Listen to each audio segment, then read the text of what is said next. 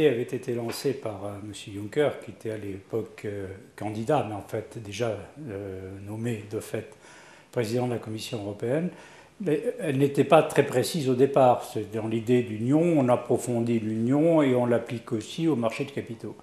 Et donc la Commission a publié ce livre vert qui est assez large dans ses objectifs et on dirait il ratisse large. Il vise à explorer beaucoup de domaines, notamment en examinant en quoi la dimension d'union peut favoriser le développement des marchés et par là, le développement des marchés maintenant est un enjeu beaucoup plus important pour le financement de l'économie. Puisque le financement de l'économie en Europe était beaucoup plus d'origine bancaire, aux 3/4 à peu près, classiquement, alors qu'aux États-Unis, il était aux 3/4 effectué par les marchés. Les nouvelles règles prudentielles entraînent que le financement bancaire, notamment en cas de reprise, ne pourra pas assurer les mêmes services que pouvait le faire dans le passé. Donc l'intérêt de développer les marchés, et en plus, évidemment, c'est la tendance naturelle, par ailleurs, au développement de produits beaucoup plus variés venant des marchés. Donc c'est cette idée-là générale. Ensuite, évidemment, on va explorer ce qu'il est possible de faire. Il y a toute une série de domaines dans lesquels cet effort en commun peut être fait. Il y a évidemment des besoins très prioritaires que tout le monde ressent, c'est-à-dire des entreprises petites ou moyennes, dans la mesure où les grandes ont déjà plus naturellement un accès au marché et sont plus naturellement à un niveau pan-européen. Donc il y a le besoin de savoir comment on veut faire plus et mieux pour les entreprises petites et moyennes sur les actions et sur les produits de taux. Sachant que pour les actions, pour les fonds propres, dont le besoin est à l'évidence croissant, les banques de toute façon ne pouvaient pas fournir, les compagnies d'assurance en direct sont moins bien placées aussi pour d'autres raisons prudentielles, solvabilité 2, et donc il y a un besoin beaucoup plus grand d'appeler au marché. Il y a aussi la bonne titrisation, comme on dit, puisque la titrisation consiste à prendre des créances bancaires, à les empaqueter sous forme de valeurs mobilières, en général obligataires, et à les vendre à des investisseurs. Un certain nombre de ces produits ont été des produits toxiques de 2007, donc sont à prohiber. Mais de notre côté, si les créances sont d'excellente qualité, bien connues et bien documentées, on peut définir une bonne titrisation. Donc comment pourra-t-on définir une bonne titrisation? C'est une des grandes questions. Et il y a donc toute une série de dossiers qui sont ouverts ainsi dans l'Union des marchés des capitaux pour essayer de voir comment on peut favoriser ce développement des marchés. Et bien entendu, dans l'optique de la Commission européenne, ça doit se faire notamment en essayant de viser le marché le plus large possible. Alors c'est une dimension qui peut être une contribution intéressante, mais je pense que la priorité, c'est le développement du financement de l'économie par les marchés, l'harmonisation et la création d'un très grand espace étant un moyen au service de cet objectif.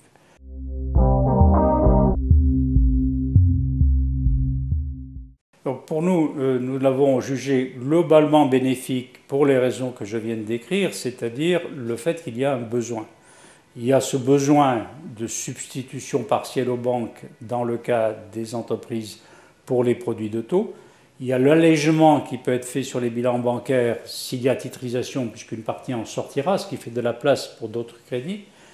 Et puis il y a bien sûr la question des fonds propres. Donc voilà au moins des arguments qui à soi seuls suffisent. Il y en aurait d'autres qu'on pourrait développer, c'est-à-dire que par exemple, si on veut développer les financements en fonds propres, il faut qu'il y ait des investisseurs en fonds propres et la création d'un régime de fonds de pension européens qui s'ajouterait à tous les régimes existants, qui ne se substituent pas, mais qui s'ajouterait, serait aussi une bonne chose.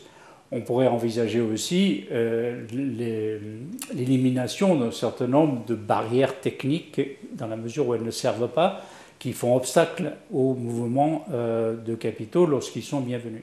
Ceci dit, nous avons souligné que, comme je le disais, la priorité est au développement de ces marchés. Quand vous parlez des marchés de PME, par exemple, ou même d'ETI, d'entreprises moyennes, l'intérêt des investisseurs est plus géographiquement déterminé. La Commission a évoqué l'idée qu'il serait souhaitable que des investisseurs portugais investissent dans des PME lituaniennes. Ce serait évidemment une bonne idée. Enfin, la priorité pour les PME lituaniennes, ce sont les investisseurs dans les pays baltes, en Pologne ou en Scandinavie. Donc il ne faut pas que le désir d'uniformisation à un niveau stratosphérique n'aboutisse en fait à noyer des marchés qui sont souvent en démarrage, comme dans ces pays-là, et qu'elles n'aboutissent pas non plus à gêner des marchés de proximité, comme nous pouvons en avoir aussi, même dans des pays beaucoup plus avancés et beaucoup plus grands comme la France.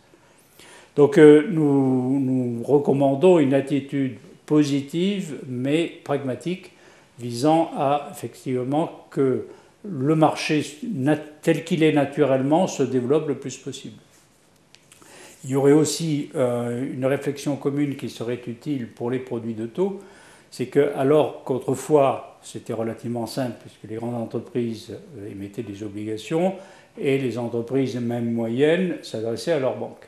À partir du moment où les entreprises moyennes et même dans une certaine mesure des entreprises plus petites iront sur le marché, il faut clarifier toute cette gamme de produits de marché qui iront en définitive depuis des tout petits placements de proximité, c'est ce qu'on appelle financement participatif ou en anglais crowdfunding, comme on l'a introduit en France, jusqu'à l'autre bout aux obligations des très grandes entreprises. Et on voit très bien qu'on va sur des marchés qui deviennent depuis de minuscules à énormes, où la capacité à assurer l'information n'est pas la même, la profondeur du marché n'est pas la même. Si vous voulez acheter ou vendre les valeurs d'une très grande entreprise, a fortiori d'un État, vous avez beaucoup plus de facilité que si vous avez prêté à la boucherie du coin dans du financement participatif. Donc plus c'est petit, plus ça doit être ou purement une relation interpersonnelle ou quelque chose qui présente forcément des risques beaucoup plus élevés parce que le marché est peu liquide, parce qu'il n'y a pas assez d'informations, et ainsi de suite. Et donc il y aurait à préciser sur toute cette gamme de produits quel est le statut, qu'est-ce qui est demandé, de manière à en avoir assez pour que les investisseurs intéressés aient l'information et les services voulus, et en même temps que ça ne pèse pas trop sur les entreprises qui émettent.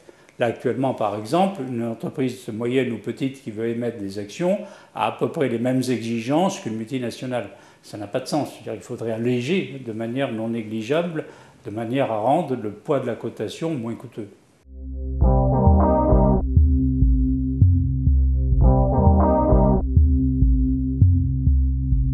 Nous sommes très étonnés de la passion que continue à susciter ce projet. Pour nous, l'idée abstraite d'une taxe sur les transactions financières est une idée défendable. On cherche les bases de taxation, il peut y en avoir de multiples possibles. Simplement, la grande difficulté d'une telle taxe, c'est qu'il faut qu'elle soit réalisée par tout le monde si on est dans un espace ouvert de circulation des capitaux. Or, c'est le cas déjà dans une mesure non négligeable au niveau mondial, mais c'est évidemment a fortiori le cas dans l'Union européenne, puisqu'elle est fondée précisément sur cette liberté de circulation. Si les uns ont la taxe et que les autres n'ont pas la taxe, il faut être sûr que vous n'allez pas avoir délocalisation de l'activité.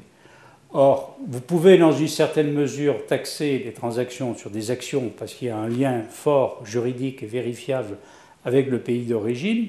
Il est très difficile de le faire pour d'autres produits, et notamment ce qu'on appelle les produits dérivés. Produits dérivés, c'est un accord entre deux parties qui se disent si les taux, par exemple, montent, je te paye, si baissent, tu me payes. C'est un accord commercial.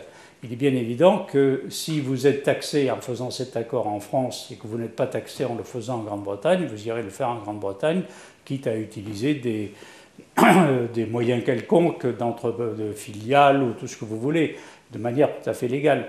Donc pour nous, il est totalement illusoire de vouloir faire ça dans un espace particulier, et c'est le cas puisque c'est limité à 11 pays et que les 17 autres pays de l'Union européenne n'en font pas partie. Donc pour nous, si on va au-delà d'une taxe sur les actions comme on l'a déjà en France, on va encourager fortement une accélération de la délocalisation qui malheureusement déjà se produit de Paris vers Londres. Et autrement dit, c'est un puissant facteur de perte d'activité et de perte nette de recettes fiscales, puisqu'évidemment, ce faisant, on perd toutes les recettes fiscales et sociales qui provenaient de l'activité qui va se déplacer vers Londres. Donc nous sommes tout à fait hostiles à une taxe de ce type-là. Si on avait le besoin de taxer des activités financières, il y a beaucoup de taxes qui existent déjà et qui, elles, marchent très bien. Donc créer cette nouvelle taxe-là est une illusion complète.